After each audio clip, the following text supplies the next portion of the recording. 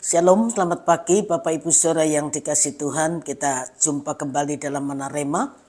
Sebelumnya mari kita sama-sama berdoa terlebih dahulu.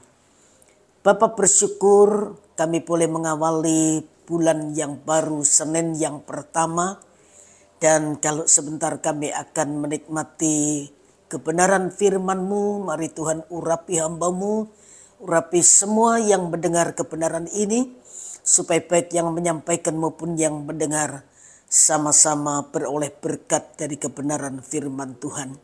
Terima kasih, dalam nama Tuhan Yesus Kristus kami sudah berdoa. Haleluya. Amin.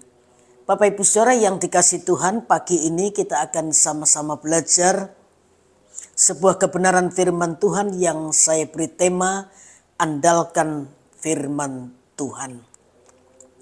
Mazmur 1 ayat 1 sampai ayat yang ke-6. Mazmur 1 ayat 1 sampai ayat yang ke-6. Jalan orang benar dan jalan orang fasik. Berbahagialah orang yang tidak berjalan menurut nasihat orang fasik, yang tidak berdiri di jalan orang berdosa, dan yang tidak duduk dalam kumpulan pencemooh. Tetapi yang kesukaannya ialah Taurat Tuhan, dan yang merenungkan Taurat itu siang dan malam.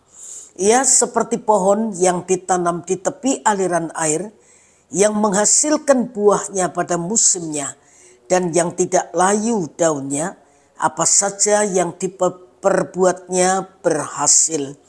Bukan demikian orang fasik, mereka seperti sekam yang ditiupkan angin.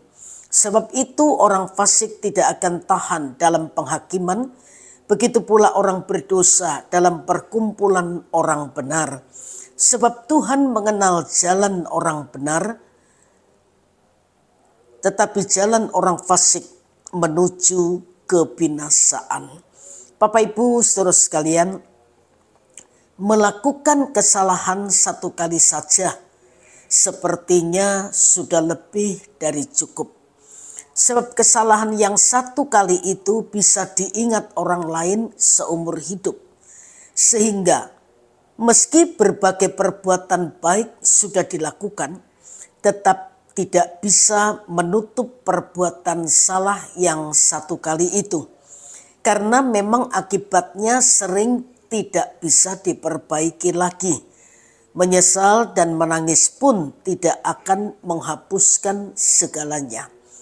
Dalam Mazmur 1 mengingatkan kita bahwa sekali saja orang berbuat salah, besar kemungkinan orang akan terjebak di dalamnya. Dosa akan melahirkan dosa dan coba-coba melahirkan kecanduan. Itulah yang akan terjadi bila orang bermain-main dengan dosa. Maka yang berbahagia adalah orang yang menghindarkan diri dari pengaruh pergaulan buruk yang dapat menjerumuskan kita untuk berkompromi dengan dosa. Tetapi bila orang berjalan menurut nasihat orang fasik, berdiri di jalan orang berdosa, atau duduk dalam kumpulan pencemooh, maka degradasi moral lah yang akan terjadi. Mulai dari ikut-ikutan, lalu menjadi kebiasaan, sampai kemudian malah menjadi provokator ulung yang membuat orang lain juga jatuh ke dalam dosa. Bapak Ibu Saudara sekalian, hidup bergaul dengan firman Tuhan adalah kunci kehidupan orang yang diperkenan oleh Tuhan. Ilustrasi pohon yang tumbuh subur itu memperjelas makna bahwa sumber hidup orang benar sehingga mampu hidup sesuai firman Tuhan adalah Tuhan Yesus sendiri. Orang fasik gagal karena tidak memiliki sumber hidup yang sejati. Nah, bagaimana kita mengisi hidup hari-hari yang semakin jahat ini? Kita berusaha hidup sesuai firman Tuhan atau ikut-ikutan dunia? Mungkin ada yang berkata, aku sudah jatuh. Apa mungkin masih bisa diperbaiki lagi? Puji Tuhan, Masih ada Tuhan Yesus yang sanggup membaharui hidup kita, asal kita tidak mempermainkan anugerah dan panjang sabar Tuhan bagi kita. Mari segera datang kepada Tuhan Yesus, bertobat dan tinggalkan dosa. Mari memperlengkapi diri dengan firman-Nya untuk menjalani kehidupan yang kudus, yang sesuai dengan firman Tuhan, supaya kita dapat lebih memuliakan dan menyenangkan hati Tuhan dan menjadi berkat bagi banyak orang. Roh Kudus penolong itu menolong dan memampukan kita semua melakukan kehendak Tuhan lewat kebenaran firman yang kita baca dan kita dengar. Tuhan Yesus memberkati kita semua, dan mari kita sama-sama berdoa. Bapa, mengucap syukur buat kesempatan kami terus diingatkan lewat kebenaran firman-Mu. Biar kami terus bergaul karib dengan kebenaran firman-Mu. Roh-Mu yang kudus menolong kami, memampukan kami, memindahkan firman dari Alkitab ke dalam hati kami.